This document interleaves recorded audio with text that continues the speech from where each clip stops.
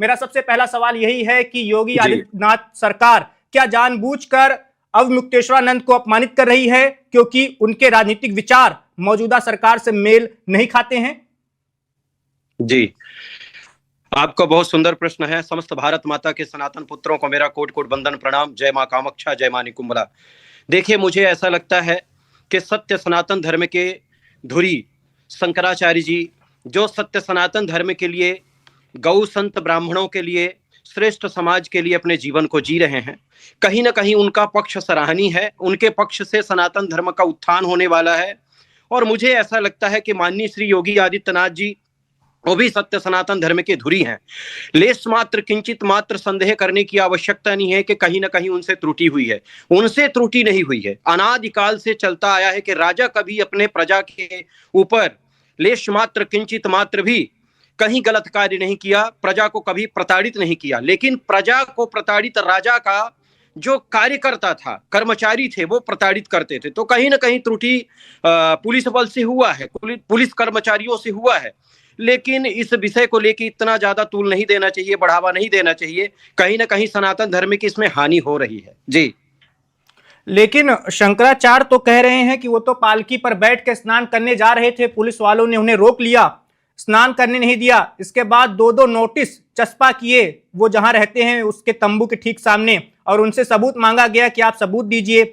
सवाल तो यही है ना कि अगर महाकुंभ चल रहा था तब उन्होंने स्नान किया था, तब कोई सबूत नहीं मांगा गया था, तो माघ मेले के दौरान ही अचानक क्या हुआ कि योगी सरकार की नींद खुली और कहना शुरू कर दिया कि नहीं नहीं, आप शंकराचार्य हैं ही नहीं? जी, देखिए, सनातन धर्म में शंकराचार्य का पद उस प्रकार है जिस प्रकार मानव जीवन के लिए सूर्य का प्रकाश।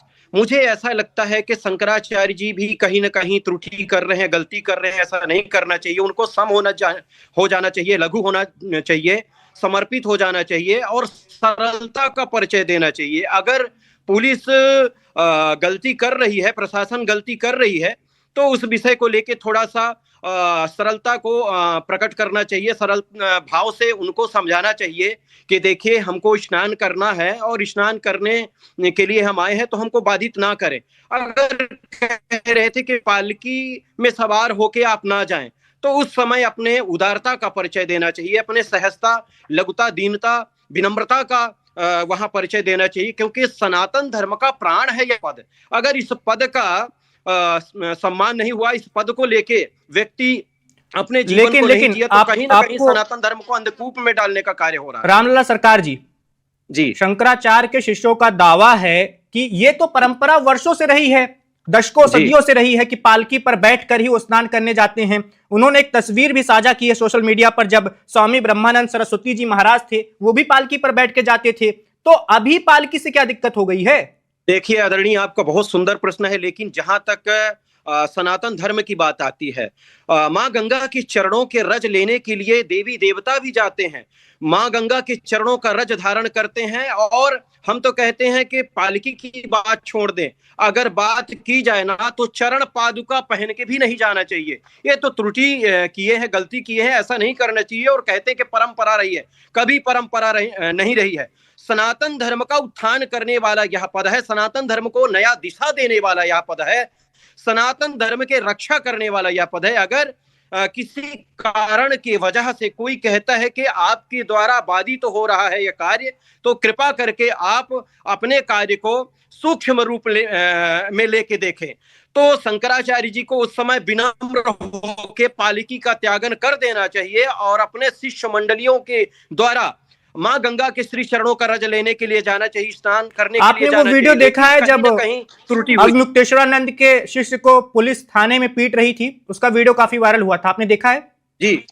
क्या पुलिस का वो कृत्य सही था? निंदनीय है, घोर निंदनीय है।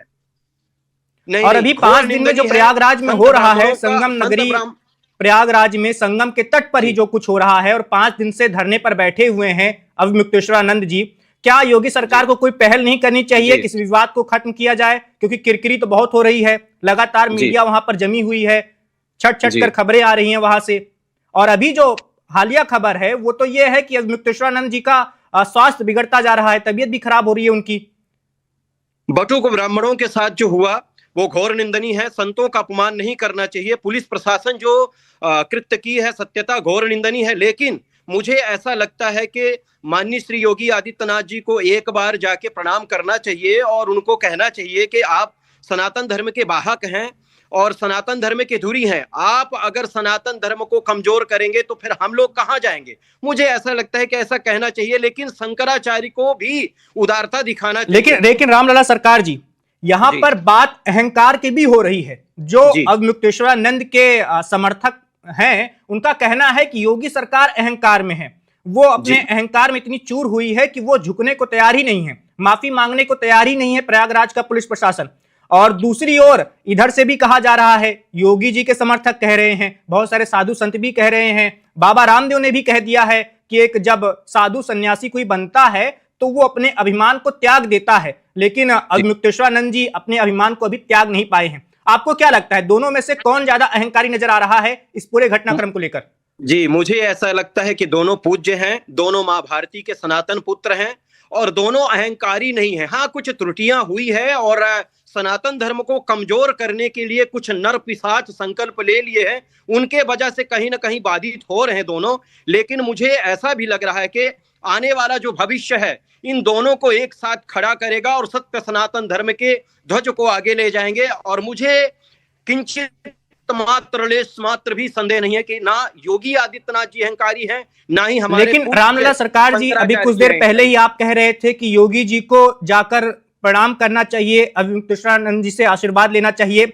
आपको याद होगा कि हमारे देश के एक बड़े व्यापारिक घराने जो बहुत ही अमीर हैं, वहां पर एक शादी हुई थी और उसमें अवमुक्तेश्वरानंद जी गए थे और पीएम मोदी उनके पास जाकर उनसे आशीर्वाद लेते हैं और शंकराचार्य जी उन्हें माला पहनाते हैं। जब प्रधानमंत्री झुकने को तैयार हैं तो यूपी के सीएम क्यों नहीं, और क्यों वो बिना नाम लिए कालनेमी जैसे नामों का प्रयोग कर रहे हैं और कह रहे हैं कि कुछ लोग धर्म की आड़ में सनातन को बदनाम करने की कोशिश कर रहे हैं? वो तो सीधे तौर पर निशाना साध रहे हैं।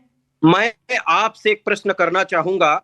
जिस व्यक्ति ने कहा कि गौ माता से बदबू आती है, जिस व्यक्ति ने कहा कि गौ माता के पूजा उपासना करने वाले राष्ट्रद्रोही हैं, देशद्रोही हैं, उस व्यक्ति से बात करने की क्या आवश्यकता है?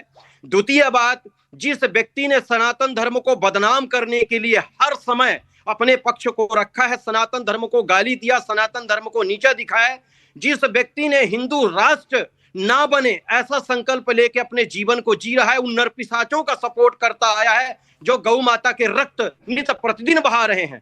अगर इस विषय को लेके देखा जाए तो माननीय योगी आदित्यनाथ जी अपने पक्ष को गलत बिल्कुल नहीं ठहरा रहे हैं, अपने पक्ष को सही तरीके से आपको क्या इसमें राजनीति भी छिपी हुई नजर नहीं आ रही? क्योंकि सबको पता है कि अवमुक्तेश्वरानंद जी का झुकाव विपक्ष की ओर ज्यादा रहता है, उनसे अखिलेश यादव मिलने जाते रहे हैं, कांग्रेस पार्टी लगातार उनके समर्थन में दिल्ली में प्रेस कॉन्फ्रेंस कर रही है 2-3 दिनों से।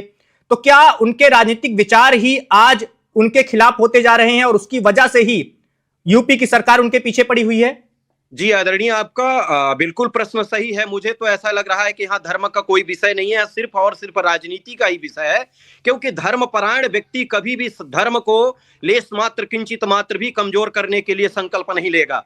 अगर योगी आदित्यनाथ जी झुकने को तैयार नहीं है तो उस संत को झुक जाना चाहिए जो सूर्य के समान है। माना कि योगी आदित्यनाथ जी हमारे त्रुटि कर रहे हैं, गलती कर रहे हैं, अभी तो ऐसा नहीं है, लेस मात्र किंचित मात्र भी नहीं है, क्योंकि वो भी भगवाधारी हैं, वो भी संत हैं और वो भी मां भारती के सनातन पुत्र हैं। लेस मात्र किंचित मात्र ऐसा नहीं है कि वो अहंकार से भरे पड़े हैं इसलिए नहीं जा रहे। लेकिन जो सनातन धर्म के वाहक है, जो सनातन धर्म के स्रोत हैं, जो सनातन धर्म के प्राण हैं, उनको तो कम से कम सरल भाव से मुस्कुरा के हंसते हुए एक बात कहनी चाहिए कि कोई बात नहीं योगी, तुम भी मेरे भाई हो, तुम भी मेरे अपने हो, तुम भी मेरे अपने प्रिय हो। लेस मात्र किंचित मात्र भी तुम्हारी त्रुटि नहीं है, त्रुटि उनकी है जो इस विषय को लेके चल रहे हैं, जो तुम्हारे कार्य को संभाल रहे हैं, त्रुटि उनकी है। तो कहीं ना कहीं उस व्यवस्था को आप बनाओ, उस व्यवस्था को बना के हमारे पास आके एक बार धर्म चर्चा करो, ऐसा कहना चाहिए।